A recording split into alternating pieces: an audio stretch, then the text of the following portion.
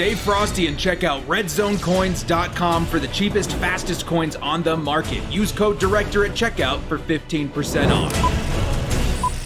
Kia ora, brothers. What's up? It's the Director. Chargers fans, this is the week. This is the week. I'm not saying we're going to go rebound and go on a run or anything like that, but you know when times are tough, you just want to hit something out of frustration, just to offer a little bit of relief, you know, just to get it out. Well, the New York Jets have proven to be the league's premium punching bag in this year by a wide margin. I don't know about you guys, but I could certainly use a swing right about now. Let's bury these saps. But in all seriousness, this is going to be the Chargers' easiest game of the year, or should I say our most favorable matchup of the year, because even though I, as well as many others, believe the Chargers should easily take care of business at home versus the worst team in the league, I can't overlook any opponent anymore. Just not again. Because the Chargers, the maestros of last-minute losses, the Da Vincis of the 1-second heartbreakers, the Picassos of pain, have mastered the art of dropping would-be wins. And this has certainly done a number on any sense of security I have as a Chargers fan. Quite frankly, I may walk away from this season with serious trust issues. But I mean, it's the Jets, right? If we lose this game, how are we supposed to go home and hug our children? I don't know, man. There's certainly no guarantee. Like, we could lose to the winless Jets, and it's not like we haven't done it before. We did it once versus the Browns so many years back, and I definitely don't want to relive that hell again. But either way, I do think the Chargers are definitely favored for a reason. Before we get into the thick of it, guys, hit us up with a like and sub if you do enjoy this content. The small amount of time you guys take to hit the like, sub, and bell notification helps me out a lot. Let's get into this video. Lights, camera, action.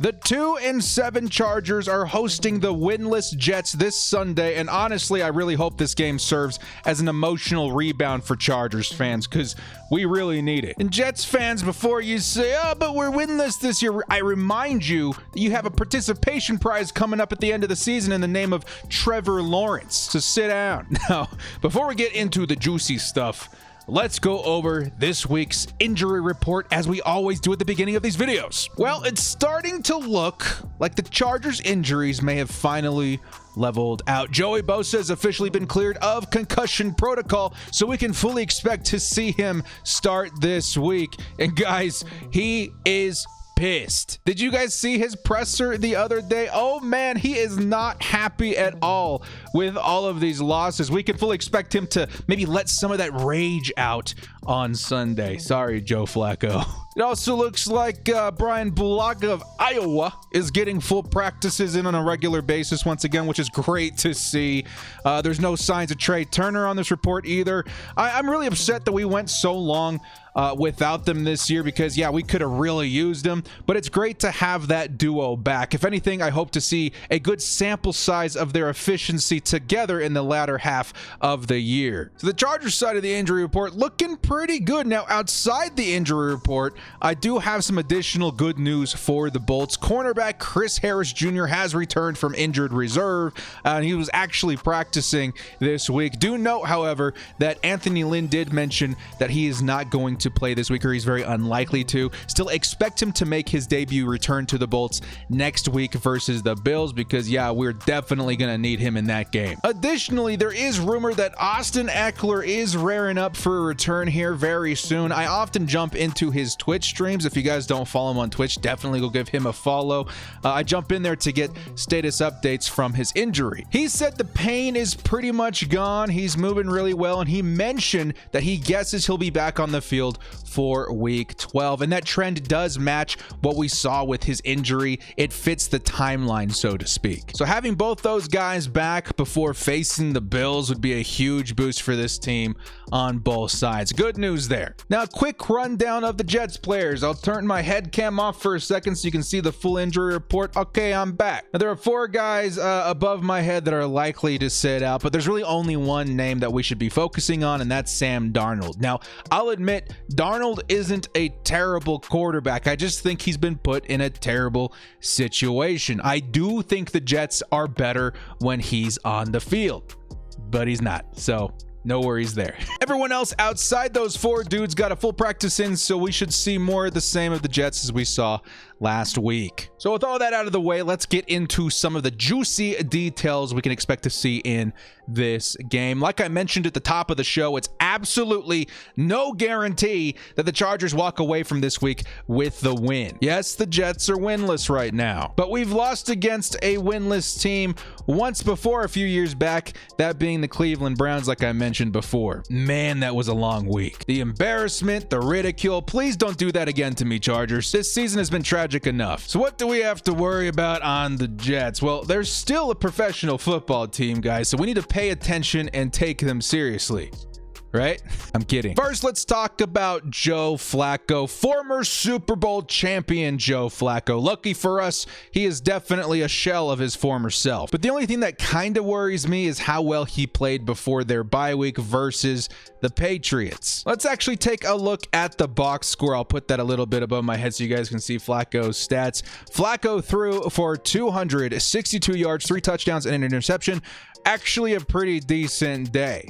And like I said, the Patriots defense is good.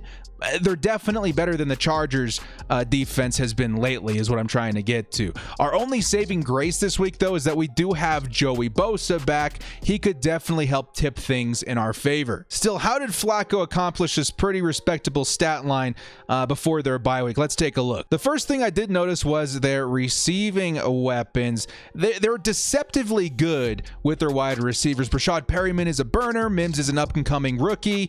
And then Jamison Crowder's obviously very reliable. The Jets actually have a pretty good wide receiving core. He hit Perriman for 5 receptions, 101 yards, and 2 touchdowns, including a 50-yard bomb. Now, I went back and actually watched that play, and it looks like a speed mismatch. New England's DB just got cooked. He couldn't keep up with it, and Perriman just got enough separation to catch the touchdown in the end zone. Now, I'm a little bit worried about this as well because Flacco has shown that he's still willing to take shots deep, and he's got the weapons to do so. But what's actually got me a little bit more concerned in those regards is how Casey Hayward has looked in those situations as of late, because we've watched him get burned multiple times these past few weeks. I'll highlight his game versus the Raiders a few weeks ago. He was burned by Aguilar. He was burned by Renfro. I'm worried that Flacco may see an opportunity to attack Hayward a few times this game with Perriman. Even Mims would serve as a tough assignment in coverage out deep for Hayward. However, I must add that the Chargers have really struggled to generate pressure these past few weeks without Joey Bosa.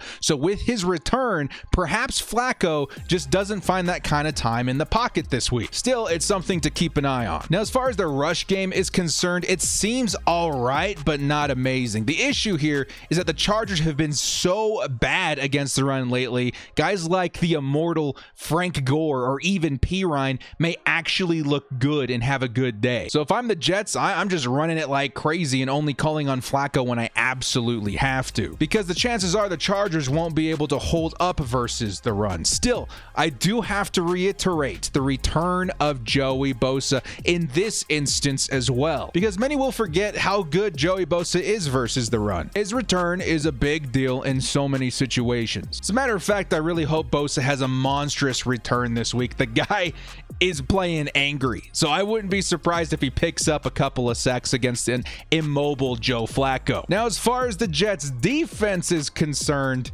it's looking really bad for New York. Okay, their biggest playmaker in CJ Mosley opted out before the season even began. Outside of that, there's just very few guys I worry about. Like, take a look at their depth chart here. Maybe Quinnen Williams, kind of Bryce Hall, Marcus May. They just have so little to work with out there, hence them being ranked the worst defense in the league. Now, this could be a benefit for the Chargers if we go into the game with the right mindset, because last week's mindset was pretty embarrassing. Last week, we went into that game versus the Dolphins with the game plan of run no matter what. Now, I get it. After the fact, I read some stuff that the Dolphins were doing an exceptional job at disguising coverages and mixing up their defense and all that. But bros, you have Justin freaking Herbert. The guy's a playmaker.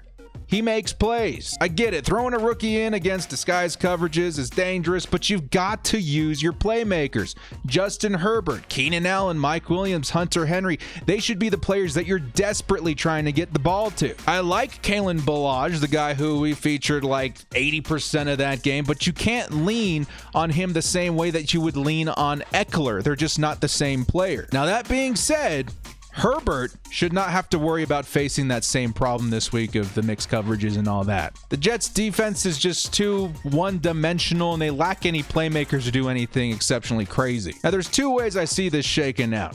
I think the Chargers could make this game the first where their mentality is take the lead and protect the lead actually work. I hate that our coaches play this way, but I'm really just at the point where I don't think they're going to budge on their tendencies. And against a team like the Jets, it just makes a lot of sense that that kind of game plan would work. Grab the lead with Herbert and run it down their throats in the second half. Again, on paper, that makes a whole lot of sense versus the worst team in the league, and it could work this time. But that's just scenario number one. And I think once again, that plan is going to backfire. I think the Chargers are going to score quick.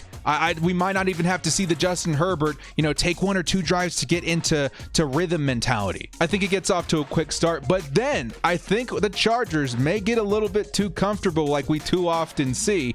I could see the Jets making a push in the late second quarter, early third quarter, and start closing that gap. Sound familiar? Well, it should, because we do that a lot. And at this point, I think the Chargers are going to be forced back into an aggressive offense in the second half, because I can almost guarantee when you let Herbert do Herbert things, you'll find success. But when you hand it off to your third string running back over and over again, you're going to open up an opportunity for your opponent. And hopefully Lynn and company realize that this week. Not because it's, common sense that makes sense, but because the Jets are going to be exceptionally easy to pass on, especially with Herbert. And because of this, I think this might nudge Herbert to his best performance of the year by far. Step back and look at this for a second. The game script that I'm predicting is very similar to our Week 7 matchup versus the Jaguars. There were a few moments sprinkled in there where we're all sweating a little bit, what are you doing, Chargers? But in the end, it was just an excuse to unleash Herbert and let him do his thing. In that game, Herbert threw for 347 yards and 3 touchdowns, adding another 66 yards and a score on the ground as well. Yeah, I expect to see that again this week, but better. Chargers fans, I hope you're sitting down, because my Justin Herbert prediction, I think Herbert could potentially eclipse 400 passing yards and 4 touchdowns this week. Crazy? Not so much, because after all, he put up 413 total yards against the Jags. And we're talking about the Jets, who are a bottom 4 team versus the pass, but also a middle of the pack team versus the run. All this spells out to me a Justin Herbert extravaganza. From the Chargers' habits in game script, to our defense giving up a lot of points, to the run game not being as efficient this week, I think it's the perfect storm for the best Justin Herbert performance we've seen this year. And it's because of this, guys like Keenan Allen, Mike Williams, they're going to have a huge game as well. I could see Keenan going for 125 yards and 2 touchdowns. Mike Williams could go over 100 as well. It should be a fantasy football feast for the Bolts. With all that said, you guys ready for my official game prediction?